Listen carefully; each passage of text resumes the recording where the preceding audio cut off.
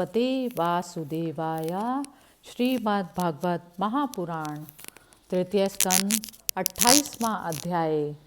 भगवान नारद जी से कहते हैं, न अहम वसामि वैकुंठे योगिनां हृदय न च मद्भक्ता यत्र गायन्ति तत्र तिष्ठामि नारद। मैं ना तो वैकुंठ में ही रहता हूँ, ना योगियों के हृदय में रहता हूँ। मैं तो वहीं रहता हूँ जहाँ प्रेमाकुल होकर मेरे भक्त मेरे नाम का संकीर्तन किया करते हैं। अष्टांग योग की विधि। कपिल भगवान कहते हैं, माता जी, अब मैं तुम्हें सबीज देह स्वरूप के आलंबन से युक्त योग का लक्षण बताता हूँ, जिसके द्वारा चित्त शुद्ध एवं प्रसन्न होकर परमात्मा के मार्ग में प्रवृत्त हो जाता है। यथाशक्ति शास्त्र विहित स्वधर्म का पालन करना तथा शास्त्र विरुद्ध आचरण का परित्याग करना, प्रारब्ध के अनुसार जो कुछ मिल जाए उसी में संतुष्ट रहना, आत्मज्ञानियों के चरणों की पूजा करना, विषय वासनाओं को बढ़ाने वाले कर्मों से दूर रहना, संसार बंधन से छुड़ाने वाले धर्मों में प्रेम करना, पवित्र और परिमित भोजन करना, निरंतर एकांत और निर्भय स्थान में रहना, मन वाणी और शरीर से किसी जीव को ना सताना, सत्य बोलना, चोरी ना करना, आवश्यकता से अधिक वस्तुओं का संग्रह ना करना, ब्रह्मचर्य का पालन करना, तपस्या करना, धर्म पालन के लिए कष्ट सहना, बाहर भीतर से पवित्र रहना, शास्त्रों का अध्ययन करना, भगवान की पूजा करना, वाणी का संयम करना, उत्तम आसनों का अभ्यास करके स्थिरता पूर्वक बैठना, धीरे धीरे प्राणायाम के द्वारा श्वास को जीतना, इंद्रियों को मन के द्वारा विषयों से हटाकर अपने हृदय में ले जाना, मूलाधार आदि किसी एक केंद्र में मन के सहित प्राणों को स्थिर करना, निरंतर भगवान की लीलाओं का चिंतन और चित्त को समाहित करना, इनसे तथा व्रत दान आदि दूसरे साधनों से भी सावधानी के साथ प्राणों को जीतकर बुद्धि के द्वारा अपने कुमार्गगामी दुष्ट चित्त को धीरे धीरे एकाग्र करे और परमात्मा के ध्यान में लगे। पहले आसन को जीते, फिर प्राणायाम के अभ्यास के लिए पवित्र देश में कुश, मृग चर्म आदि से युक्त आसन बिछाए, उस पर शरीर को सीधा और स्थिर रखते हुए सुखपूर्वक बैठकर अभ्यास करें। आरंभ में पूरक, कुंभक और रेचक कर्म से अथवा इसके विपरीत रेचक, कुंभक और पूरक करके प्राण के मार्ग का शोधन करे, जिससे चित्त स्थिर और निश्चल हो जाए। जिस प्रकार वायु और अग्नि से तपाया हुआ सोना अपने मल को त्याग देता है, उसी प्रकार जो योगी प्राण वायु को जीत लेता है, उसका मन बहुत शीघ्र ही शुद्ध हो जाता है। अतः योगी को उचित है कि प्राणायाम से वात, पित्त आदि जनित दोषों को, धारणा से पापों को, प्रत्याहार से विषयों के संबंध को और ध्यान से भगवत विमुख करने वाले राग, द्वेष आदि दुर्गुणों को दूर करे। जब योग का अभ्यास करते करते चित्त निर्मल और एकाग्र हो जाए, तब नासिका के अग्रभाग में दृष्टि जमा कर इस प्रकार भगवान की मूर्ति का ध्यान करे।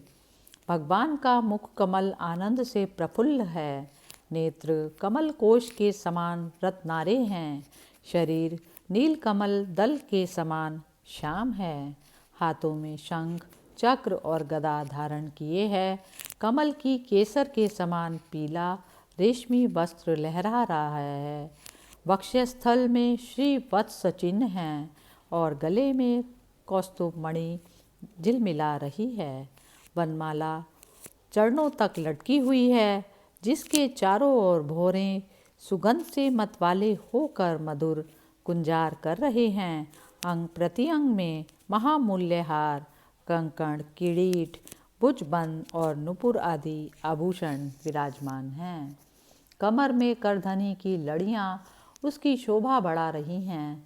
भक्तों के हृदय कमल की ही उनके आसन हैं। उनका दर्शनीय श्याम सुंदर स्वरूप अत्यंत शांत एवं मन और नयनों को आनंदित करने वाला है। उनकी अति सुंदर किशोर अवस्था है। वे भक्तों पर कृपा करने के लिए आतुर हो रहे हैं। बड़ी मनोहर झांकी है। भगवान सदा संपूर्ण लोकों से वंदित हैं। उनका पवित्र यश परम कीर्तनीय है और वे राजा बलि आदि परम यशस्वियों के भी यश को बढ़ाने वाले हैं। इस प्रकार श्री नारायण देव का संपूर्ण अंगों के सहित तब तक ध्यान करे जब तक चित्त वहाँ से हटे नहीं। भगवान की लीलाएं बड़ी दर्शनीय हैं, अतः अपनी रुचि के अनुसार खड़े हुए, चलते हुए, बैठे हुए, पौड़े हुए अथवा अंतर्यामी रूप में स्थित हुए उनके स्वरूप का विशुद्ध भाव युक्त चित्त से चिंतन करे। इस प्रकार योगी जब यह अच्छी तरह देख ले कि भगवत विग्रह में चित्त की स्थिति हो गई है, तब वह उनके समस्त अंगों में लगे हुए चित्त को विशेष रूप से एक एक अंग में लगाए। भगवान के चरण कमलों का ध्यान करना चाहिए। वे वज्र, अंकुश, ध्वजा और कमल के मंगलमय चिन्हों से युक्त हैं तथा अपने उभरे हुए लाल लाल शोभामय नखचंद्र मंडल की चंद्रिका से ध्यान करने वालों के हृदय के अज्ञान रूप घोर अंधकार को दूर कर देते हैं। इन्हीं की धोवन से नदियों में श्रेष्ठ श्री गंगा जी प्रकट हुईं, जिनके पवित्र जल को मस्तक पर धारण करने के लिए स्वयं श्री मंगल रूप श्री महादेव जी और भी अधिक मंगलमय हो गए। ये अपना ध्यान करने वालों के पाप रूप पर्वतों पर छोड़े हुए इंद्र के वज्र के समान हैं। भगवान के इन चरण कमलों का चिरकाल तक चिंतन करे। भव भय हारी अजन्मा श्री हरि की दोनों पिंडलियों एवं घुटनों का ध्यान करे, जिनको विश्व विधाता ब्रह्मा जी की माता सुर वंदिता कमल लोचना लक्ष्मी जी अपनी जांघों पर रखकर अपने कांतिमान कर किसलयों की कांति से लाड़ लड़ाती रहती हैं। भगवान की जांघों का ध्यान करे, जो अलसी के फूल के समान नील वर्ण और बल की निधि हैं तथा गरुड़ जी की पीठ पर शोभायमान हैं। भगवान के नितंब बिंबिका का ध्यान करे, जो एड़ी तक लटके हुए पीताम्बर से ढका हुआ है और उस पीताम्बर के ऊपर पहनी हुई सुवर्णमयी करधनी की लड़ियों को आलिंगन कर रहा है। संपूर्ण लोकों के आश्रय स्थान भगवान के उदर देश में स्थित नाभि सरोवर का ध्यान करे। इसी से ब्रह्मा जी का आधारभूत सर्वलोक में कमल प्रकट हुआ है। फिर प्रभु के श्रेष्ठ मरकतमणि सदृश दोनों स्तनों का चिंतन करे, जो वक्षस्थल पर पड़े हुए शुभ्र हारों की किरणों से गौर वर्ण जान पड़ते हैं। इसके पश्चात पुरुषोत्तम भगवान के वक्षस्थल का ध्यान करे, जो महालक्ष्मी का निवास स्थान और लोगों के मन एवं नेत्रों को आनंद देने वाला है। फिर संपूर्ण लोकों के वंदनीय भगवान के गले का चिंतन करे, जो मानो कौस्तुभ मणि को भी सुशोभित करने के लिए ही उसे धारण करता है। समस्त लोकपालों की आश्रयभूता भगवान की चारों भुजाओं का ध्यान करे, जिनमें धारण किए हुए कंकण आदि आभूषण समुद्र मंथन के समय मंद्राचल की रगड़ से और भी उजले हो गए। इसी प्रकार जिनके तेज को सहन नहीं किया जा सकता, उस सहस्त्र धारों वाले सुदर्शन चक्र का तथा उनके कर कमल में राजहंस के समान विराजमान शंख का चिंतन करे। फिर विपक्षी वीरों के रुधिर से सनी हुई प्रभु की प्यारी कौमोद की गदा का, भौरों के शब्दों से गुंजायमान वनमाला का और उनके कंठ में सुशोभित संपूर्ण जीवों के निर्मल तत्वरूप कौस्तुभ मणि का ध्यान करें। भक्तों पर कृपा करने के लिए ही यहाँ साकार रूप धारण करने वाले श्री हरि के मुख कमल का ध्यान करें, जो सुगढ़ नासिका से सुशोभित है और झिलमिलाते हुए मकराकृत कुंडलों के हिलने से अतिशय प्रकाशमान स्वच्छ कपोलों के कारण बड़ा ही मनोहर जान पड़ता है। काली काली घुंघराली अलकावली से मंडित भगवान का मुखमंडल अपनी छवि के द्वारा भ्रमरों से सेवित कमल कोश का भी तिरस्कार कर रहा है और उसके कमल सदृश विशाल एवं चंचल नेत्र उस कमल कोश पर उछलते हुए मछलियों के जोड़ों की शोभा को मात कर रहे हैं। उन्नत भ्रूर लताओं से सुशोभित भगवान के ऐसे मनोहर मुखार बिंद की मन में धारणा करके आलस्य रहित हो उसी का ध्यान करें। हृदय गुहा में चिरकाल तक भक्ति भाव से भगवान के नेत्रों की चितवन का ध्यान करना चाहिए, जो कृपा से और प्रेम भरी मुस्कान से क्षण क्षण अधिकाधिक बढ़ती रहती है, विपुल प्रसाद की वर्षा करती रहती है और भक्तजनों के अत्यंत घोर तीनों तापों को शांत करने के लिए ही प्रकट हुई है। श्री हरि का हास्य प्रणत जनों के तीव्र से तीव्र शोक के अश्रु सागर को सुखा देता है और अत्यंत उदार है। मुनियों के हित के लिए कामदेव को मोहित करने के लिए ही अपनी माया से श्री हरि ने अपने भ्रूमंडल को बनाया है, उनका ध्यान करना चाहिए। अत्यंत प्रेम आर्द्र भाव से अपने हृदय में विराजमान श्री हरि के खिलखिलाकर हंसने का ध्यान करें, जो वस्तुतः ध्यान के ही योग्य है तथा जिसमें ऊपर और नीचे के दोनों होठों की अत्यधिक अरुण कांति के कारण उनके कुंदकली के समान शुभ्र छोटे छोटे दांतों पर लालिमा सी प्रतीत होने लगी है। इस प्रकार ध्यान में तन्मय होकर उनके सिवा किसी अन्य पदार्थ को देखने की इच्छा ना करे।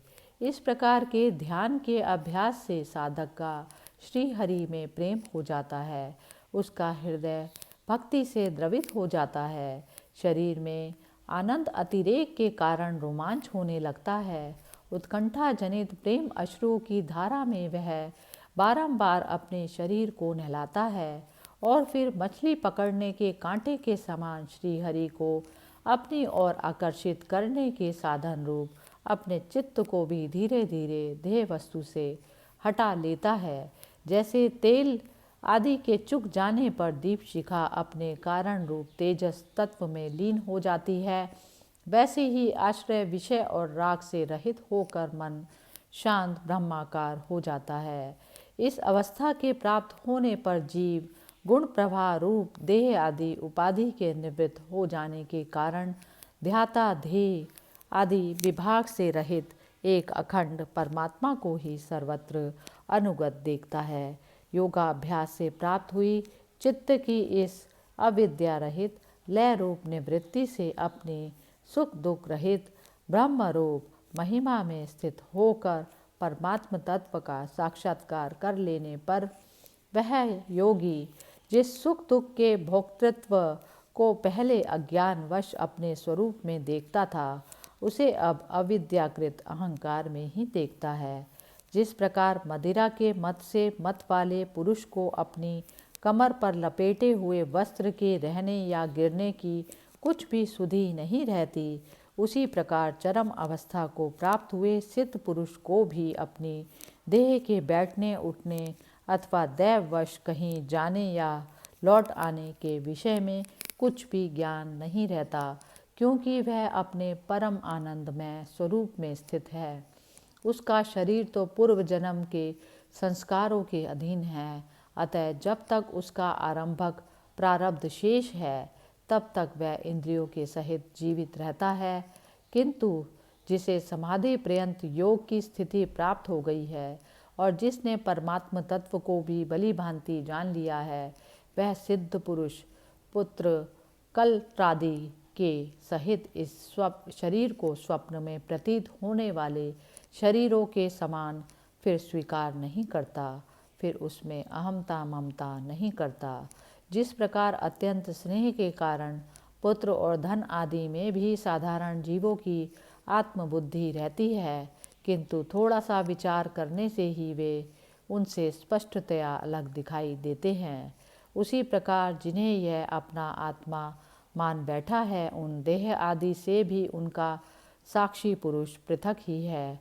जिस प्रकार जलती हुई लकड़ी से, चिंगारी से, स्वयं अग्नि से प्रकट हुए धुएं से तथा अग्नि रूप मानी जाने वाली उस जलती हुई लकड़ी से भी अग्नि वास्तव में पृथक ही है, उसी प्रकार भूत, इंद्रिय और अंतःकरण से उनका साक्षी आत्मा अलग है तथा जीव कहलाने वाले उस आत्मा से भी ब्रह्म भिन्न है और प्रकृति से उसके संचालक पुरुषोत्तम भिन्न है। जिस प्रकार देह दृष्टि से जरायुज, अंडज, स्वेदज और उद्भिज चारों प्रकार के प्राणी पंचभूत मात्र हैं, उसी प्रकार संपूर्ण जीवों में आत्मा को और आत्मा में संपूर्ण जीवों को अनन्य भाव से अनुगत देखें। जिस प्रकार एक ही अग्नि अपने पृथक पृथक आश्रयों से उनकी विभिन्नता के कारण भिन्न भिन्न आकार का दिखाई देता है, उसी प्रकार देव, मनुष्य आदि शरीरों में रहने वाला एक ही आत्मा अपने आश्रयों के गुण भेद के कारण भिन्न भिन्न प्रकार का भासता है। अतः भगवान का भक्त जीव के स्वरूप को छिपा देने वाली कार्य कारण रूप से परिणाम को प्राप्त हुई भगवान की इस अचिंत्य शक्तिमय माया को भगवान की कृपा से ही जीतकर अपने वास्तविक ब्रह्म स्वरूप में स्थित हो जाता है। हरि। इस प्रकार तृतीय स्कंद का 28वां अध्याय समाप्त हुआ। हरि ओम तत्सत।